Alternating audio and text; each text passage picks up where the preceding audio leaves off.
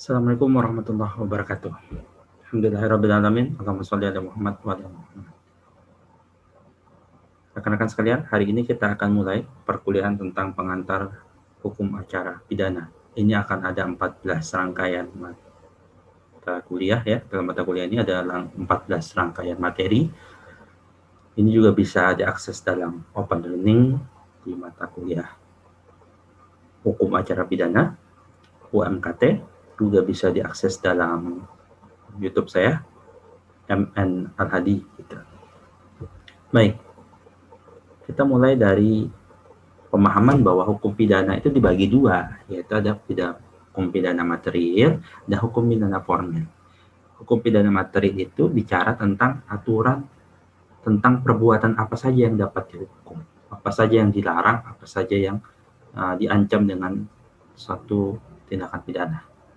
Rekan-rekan yang mengambil mata kuliah hukum acara pidana ini berarti sudah selesai mengambil mata kuliah hukum pidana.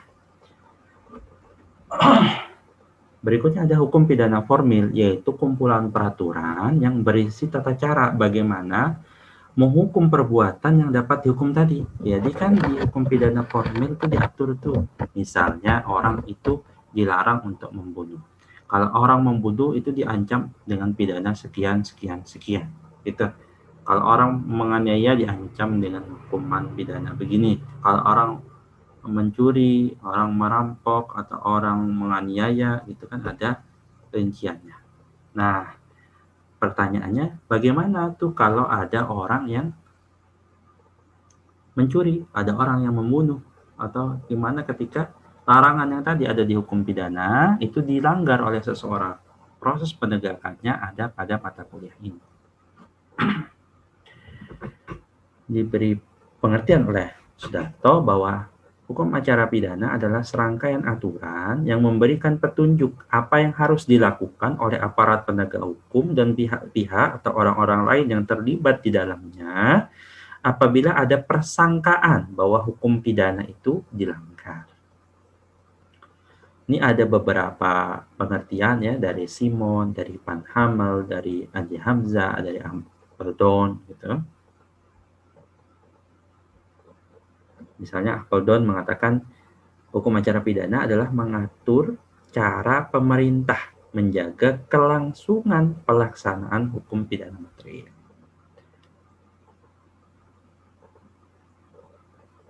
Kalau kita rujuk kepada hukum di Indonesia, hukum pidananya itu kan masih menggunakan strafrecht itu dari Belanda. Gitu. Maka kita lihat tuh hukum acara pidananya bagaimana. Di sini ada strafvordering, tuntutan pidana. Istilah dalam hukum Belanda. Dalam Inggris, ya dalam bahasa Inggris dikenal criminal procedure law. Gitu. Kalau di Amerika, criminal procedure rules. Gitu. Jadi pakai istilah rules karena di Amerika Serikat bukan saja undang-undang yang menjadi sumber formal hukum acara pidana, tetapi juga putusan hakim dan dibukukan sebagai himpunan jurisprudensi. Sumber dari hukum acara pidana ini bisa dilihat ya dari KUHP sampai undang-undang lainnya. Nanti di dalamnya mengatur tentang bagaimana tadi acara pidana itu dilangsungkan. Gitu. Lalu kita lihat tujuan dan fungsinya. Yang pertama bahwa hukum acara pidana itu bertujuan dan berfungsi menemukan fakta tentang terjadinya pelanggaran terhadap hukum pidana. Yang kedua, menetapkan pelanggar hukumnya. Siapa tuh pelanggar hukum? Yang ketiga, menemukan dan memeriksa tersangkanya. Orang yang tadi diduga melakukan, disangka melanggar tindakan pidana. Lalu mengumpulkan alat-alat bukti. Jadi harus jelas dan terang apa itu alat buktinya dan apa yang berkaitan dengan itu. Juga bagaimana mengajukan tersangka tadi ke depan sidang pengadilan. Kan kita bukan main hakim sendiri tuh. Ada di video tentang pengantar ilmu hukum, di situ di YouTube saya ada mengenal hukum suatu pengantar. Bisa dilihat di situ ada pembahasan tentang main hukum sendiri, event drafting. Juga selanjutnya tujuan fungsi masih memeriksa terdakwa lalu menjatuhkan putusannya. Jadi diperiksa tuh. Jadi ada juga peluang si terdakwa itu nanti membela dirinya. Lalu juga mengatur upaya-upaya hukum atas putusan hakim. Kalau ada putusan hakim tingkat pertama, apakah sudah selesai, apakah sudah final itu, atau masih ada peluang lagi mengajukan upaya hukum baik dari si terdakwanya maupun dari si penuntut umum, penuntut umumnya, si jaksanya itu. Lalu melaksanakan dan mengawasi bagaimana ketika sudah final, lalu hukuman itu tidak bisa lagi diganggu-gugat, bagaimana pelaksanaannya dan bagaimana cara mengawasi pelaksanaan itu. Maka di akhir ada tujuan dari hukum acara pidana itu mencari kebenaran material dan sekaligus untuk perlindungan terhadap HAM.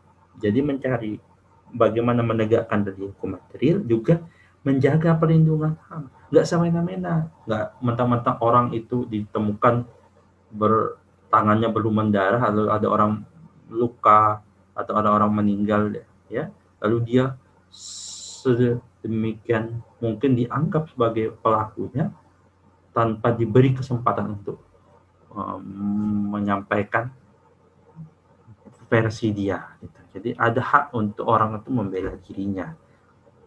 Ini menyeimbangkan bagaimana penegakan hukum itu juga balance dengan yang disebut dengan perlindungan terhadap hak asasi manusia, protection of human rights. Baik, ini masih tentang fungsi, ini merupakan pembelaan. Bisa nanti diakses di open learning-nya.